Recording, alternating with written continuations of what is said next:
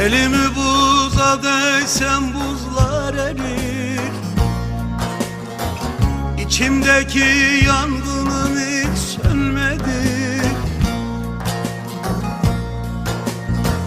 Felek beni yerden yere vurdu da kör olası